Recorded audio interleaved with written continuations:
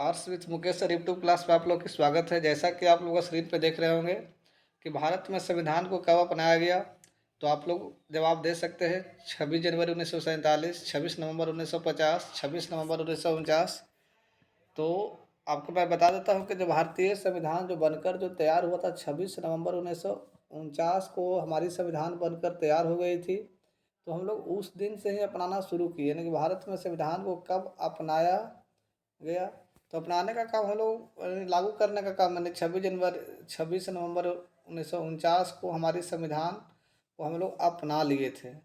लेकिन लागू कब के, तो 26 जनवरी 1950 को, जैसा कि आप इसमें देख सकते हैं कि भारत में संविधान को 26 नवंबर 1949 को अपनाया गया था और संविधान 26 नवंबर 1949 को बनकर तैयार भी हो गया था। तो चलिए हम लोग नेक्स्ट क्वेश्चन की बात करते हैं कि संपूर्ण संविधान को कब लागू किया गया था, यानी कि हमारे देश का जो संविधान है जो लागू कब हुआ।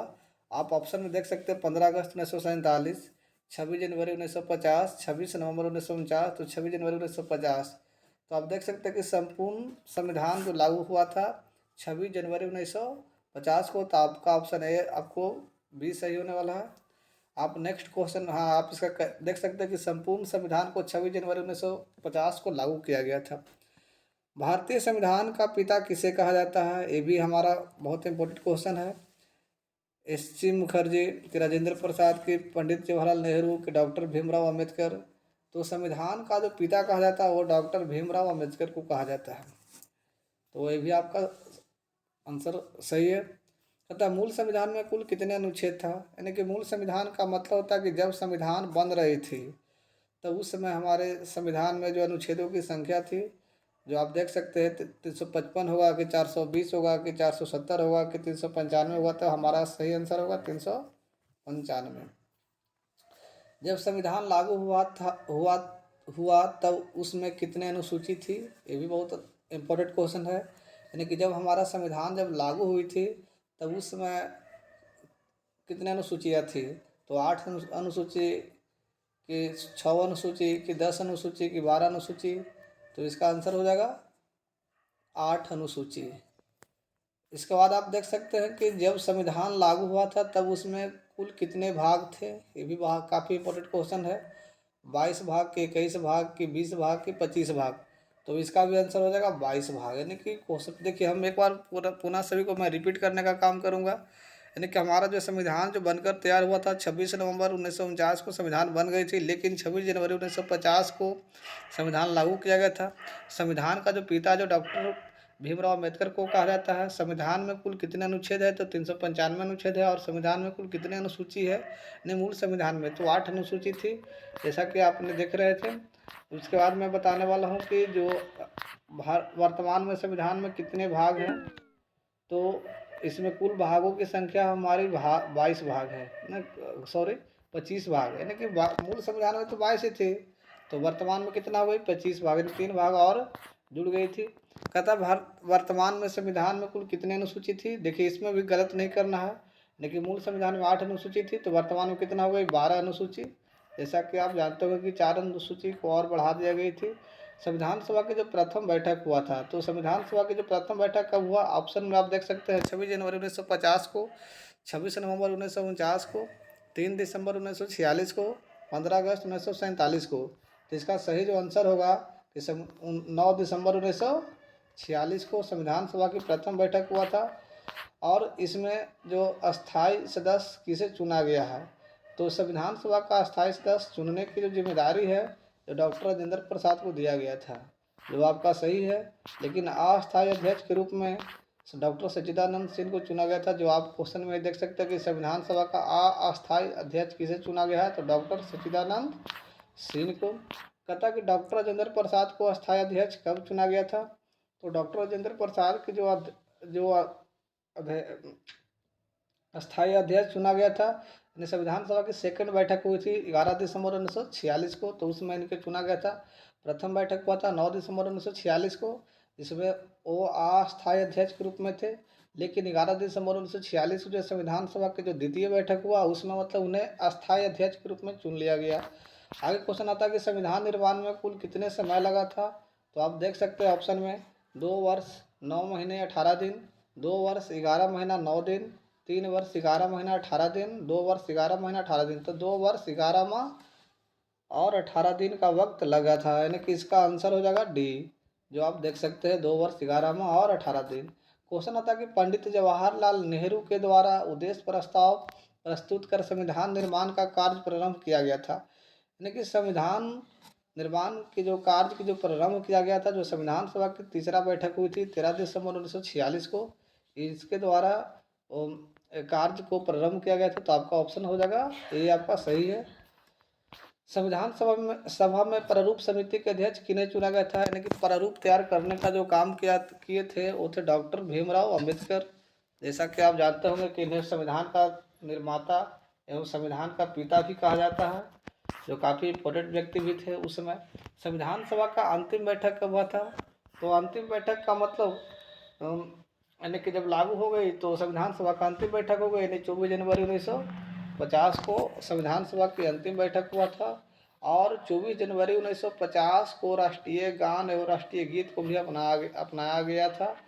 तो आगे जाके हम लोग वो भी क्वेश्चन देख लेंगे, लेकिन यहाँ पे मैं बात करने वाला हूँ संविधान सभा का गठन किस मिशन योजना के तहत हुआ था।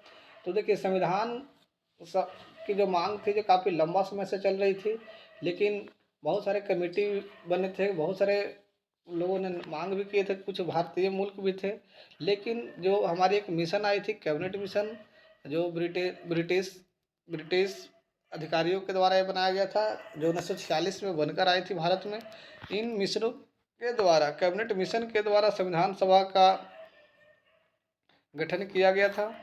कहता कि संविधान सभा ने राष्ट्रीय ध्वज कब अपनाया था, तो जब हमारा देश जब पूर्ण रूप से संविधान जब बनकर लागू हो गई थी, तैयार हो गया था, जब हम उसे लागू किए तो उस समय देश में राष्ट्रीय ध्वज है ना, सॉरी 24, इसका आंसर हो जाएगा 22 जुलाई 1947 को। मैं यहाँ पे बताने वाला था कि जब संविधान जब लागू हुई थी तो उस समय राष्ट्रीय ध्वज और राष्ट्रीय गान को अपनाया गया था, लेकिन यहाँ पर सॉरी, जब संविधान लागू हुआ था तब राष्ट्रीय गान और राष्ट्रीय गीत को अपनाया गया था, लेकिन यहाँ पर राष्ट्रीय ध्वज की बात है तो राष्ट्रीय ध्वज हम लोग 22 जुलाई 1947 को ही अपना लिए थे। जैसा कि आप देख सकते हैं कि संविधान सभा ने राष्ट्रीय ध्वज तिरंगा को 22 जुलाई 1947 को अपनाया था। संविधान सभा ने राष्ट्रीय गान को कब अपनाया, देखिए हमारी क्वेश्चन आ गया, मैं बार बार इसी का जिक्र करने वाला थे। तो बताया जाता है कि संविधान सभा ने राष्ट्रीय गान को कब अपनाया था, 24 जनवरी 1950 को, जैसा कि आपका सही हो गया। कहता कि संविधान सभा ने राष्ट्रीय गीत को कब अपनाया था, तो राष्ट्रीय गीत आ गई, तो भी क्या हो जाएगा सही, 24 जनवरी 1950 को। दोनों मतलब राष्ट्रीय गान और राष्ट्रीय गीत 24 जनवरी 1950 को ही अपनाया गया था। कहता है डॉक्टर राजेंद्र प्रसाद को भारत का प्रथम राष्ट्रपति कब चुना गया, तो जब संविधान लागू हुआ तो उस समय संविधान जब लागू हुई थी उस समय से मतलब क्या हुआ था, इन्हें तो संविधान तो लागू हुआ था 26 जनवरी 1950 को, तो ये आपका सही हो जाएगा। कहता है कि सबसे लंबा लिखित संविधान किस देश का है, तो आप देख सकते हैं ऑप्शन में, लेकिन हमारा इसका जो आंसर होगा जो भारत होगा, क्योंकि भारत की जो संविधान है देर से बना लेकिन काफ़ी लंबा बना, और हम लोग कई देशों के संविधान से सीखे हैं और हम लोग प्रशंसा भी करते हैं, क्योंकि हम लोग सीखे तो प्रशंसा तो करेंगे ही। इसके बाद हमारा जो अगला क्वेश्चन आता है कि आपातकाल के दौरान कौन से संविधान संशोधन के द्वारा प्रस्तावना में समाजवादी, धर्मनिरपेक्ष और अखंडता शब्द जोड़ा गया था।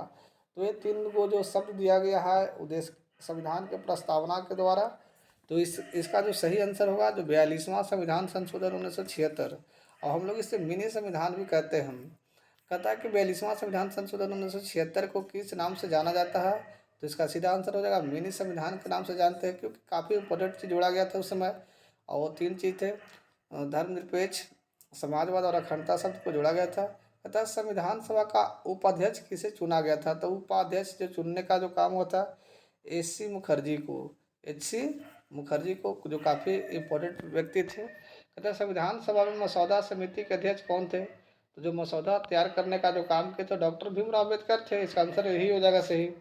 जैसा कि आप जान रहे हैं कि भारत में प्रथम आम चुनाव कब आयोजित हुआ था, तो प्रथम आम चुनाव 1952 में आयोजित किया गया था, जो आपका डी सही है। कहता है कौन बॉम्बे प्रेसिडेंसी से संविधान सभा के लिए चुना गया था, तो डॉक्टर भीमराव अम्बेडकर ही थे, जो बॉम्बे प्रेसिडेंसी से निर्वाचित होकर संविधान सभा में भाग लिए थे, तो वो भी सही है हमारा। कहता है भारत में कौन से सत्र के बीच पहला आम चुनाव हुआ था, तो पहला आम चुनाव हुआ था जो 25 अक्टूबर 1951 से लेके 21 फरवरी 1952 तक, जो भी सही है।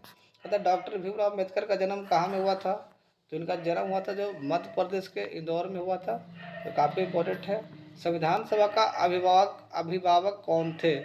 अभिभावक कौन है, यानी कि हम बता सकते कि उच्च न्यायालय हो सकता है कि भारत का संविधान सभा, तो भारत का संविधान सभा नहीं कर सकते, बल्कि संविधान सभा का अभिभावक जो न्याय देने का काम है, भारत का उच्चतम न्यायालय हो जाएगी। तो संविधान सभा का मसौदा किस दिन पूरा किया गया था? तो ये मसौदा जो तैयार हुआ था और ये जो 26 नवंबर 1949 को संविधान सभा के मसौदा को तैयार कर ली गई थी। कहता है कि भारत के सुप्रीम कोर्ट का गठन किसके द्वारा हुआ था? लेकिन भारत में जो सुप्रीम कोर्ट है जिसका गठन मतलब कि संसद संविधान के द्वारा ही किया जाएगा, क्योंकि संवैधानिक मूल है, तो उन्हीं के आधार पे सुप्रीम कोर्ट को गठित किया गया था। तो भारतीय संविधान कौन से सभा द्वारा तैयार किया गया था? तो जो भारतीय संविधान जो तैयार हुआ था, जो संविधान सभा के द्वारा ही तैयार हुआ था। तो यहाँ पे काफ़ी ध्यान देना है। कैबिनेट मिशन तो संविधान सभा का तो गठन किया ही किया था, लेकिन संविधान सभा भारतीय संविधान कौन से सभा द्वारा तैयार किया गया था? तो यहाँ पे ऑप्शन है संविधान सभा, तो ये आपका सही हो जाएगा। तो संविधान सभा के लिए संवैधानिक सलाहकार कौन थे? तो ये पूरे सलाहकार देने का जो काम किए थे वो BN राव थे। कौन थे? BN राव। सर्वोच्च न्यायालय के न्यायाधीशों को यदि हटाने की प्रक्रिया हो तो ये किसके द्वारा होती है? तो ये संसद इसकी जिम्मेदारी होता है। तक किसके महाभियोग के लिए संविधान में कोई प्रावधान नहीं है? तो ये काफ़ी इंपॉर्टेंट क्वेश्चन है। लेकिन महाभियोग की जो प्रक्रिया जो राष्ट्रपति पर लागू होती है, प्रधानमंत्री पर भी लागू होती है, मुख्यमंत्री पर भी होती है, लेकिन राज्यपाल को आप महाभियोग की प्रक्रिया से आप नहीं हटा सकते हैं। संविधान दिवस भारत में हर वर्ष कब मनाया जाता है? तो 26 नवंबर को मनाते हैं। तो जो हमारी काफ़ी इम्पोर्टेंट था। तो चलिए मैं अपने अब सेशन की समाप्ति करता हूँ, क्योंकि जैसा कि आप इम्पोर्टेंट क्वेश्चन को आपने देख चुके थे। तो चलिए, आप यदि चैनल को सब्सक्राइब आप नहीं किए तो आप कर लीजिएगा, और मैं इसी प्रकार नेक्स्ट वीडियो में मैं आपके बीच आते रहूँगा। धन्यवाद।